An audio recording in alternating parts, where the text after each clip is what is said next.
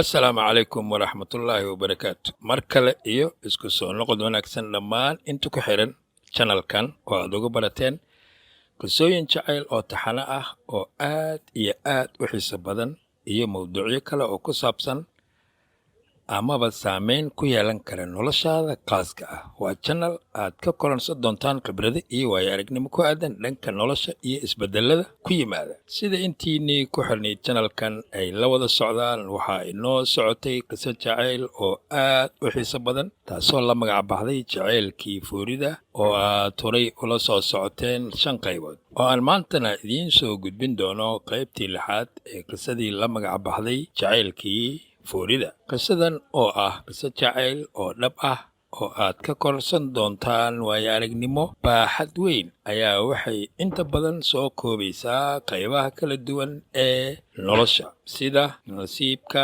xadda, ciilka, murugada, jacaylka, cadaadiska, sabarka, khiyaanada iyo hagardaamada, daacadnimada, saaxiibtinimada iyo weliba hubsina la'aanta. Haddaba inta aanan u gudagelin qaybta 6aad, aan idiin yara xasuusiyo halkii ay inoo maraysay qaybtii 5aad ee qisada la magac baxday Jacaylkii Foorida. Qaybta 5aad waxay inoo maraysay Canab oo soo iibsatay baqshad iyo waraaq si ay jawaab ugu qorto Saadaq. Qaybta 6aadna waxay ku bilaabanaysaa sida tan.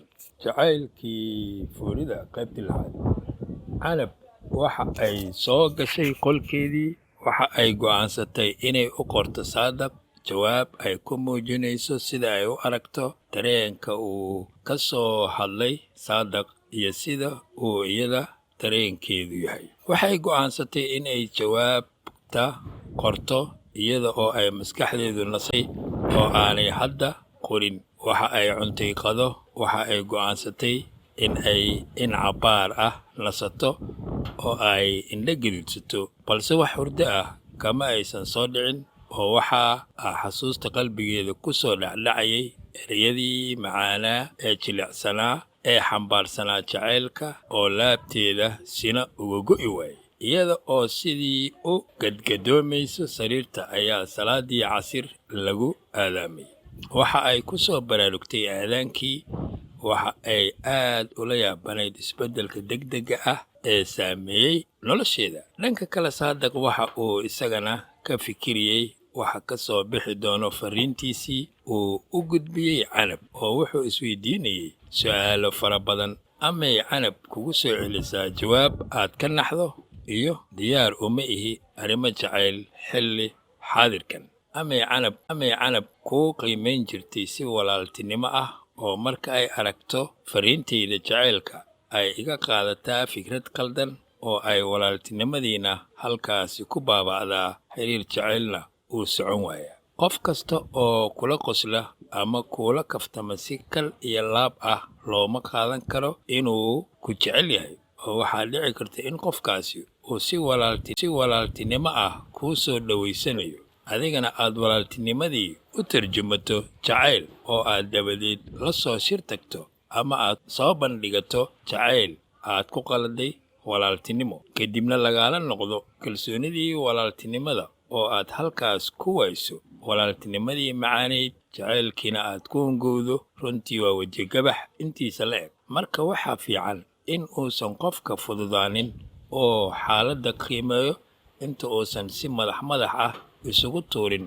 badweyn iyo xaasyo badan oo mool ah oo laga yaabo in lafihiisa ay halis ku galaan.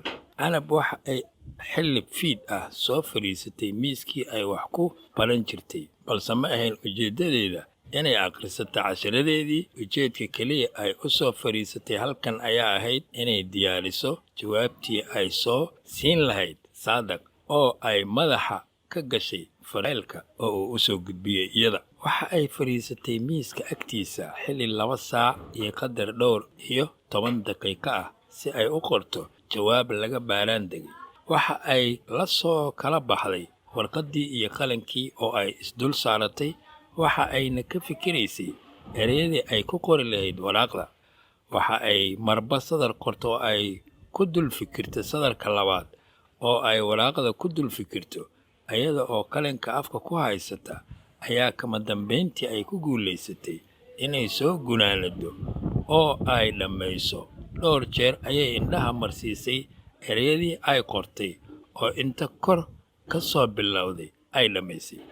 Kama dambayntiina inta ay isku laalaabtay bay baqshadii dhex gelisay, dabadeedna xirtay baqshadii.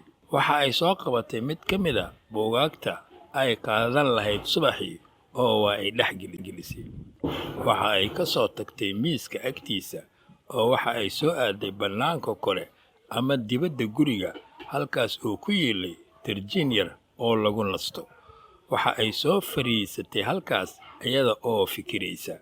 Dhinaca baar ah markii ay halkaas ku neecaw qaadatay ayay dib ugu laabatay qolkeedii, ayada oo aan wax cashaa afka saarin ayayna iska seexatay. Waxyar kadib waxaa qolka uga soo galay hooyo Ruqyo oo weydiisay sababta ay u cashayn waysay caawa. Ma xanuunsan tahay hooyo? Ayay u sii raacisay, balse Canab ayaa u sheegtay hooyadeed inaysan xanuunsanayn, balse aanay casho cuni karin oo ay dheragsan tahay. Canab waxaa la dheeraaday habeenkii oo waxa ay dhereraysay xilliga uu waaga bari doono. Inta badan habeenkaas ma aanay seexan, balse subaxii markii ay soo toostay ayay bilowday inay hawsha guriga wax ka qabato, kadibna ay isku diyaarisay iskuulka. Waxa ay hor istaagneed miraayadda iyada oo kalba dhan iska eegaysay, iyada oo awalba qurux u dhalatay bay isa sii qurxinaysay. Kama dambayntiina iyada oo buugaagteedii gacanta ku sidata ayay ka soo baxday ganjeelka gurigooda. Waxaa maskaxdeeda ka dhex guuxayay arrimo fara badan oo aanay markii hore kaba fikirin. Waxay soo laafiyootaba waxa ay soo gaartay iskuulka. Markii ay ka soo gashay albaabka kore ee iskuulka ayay waxay indhaha ku dhufatay arday laba, saddex u wada taagan, qaarna ay fadhiyaan gidaarka iskuulka. Mar kaliya ayaa waxa ay indhaheedu qabteen Saadaq oo keligii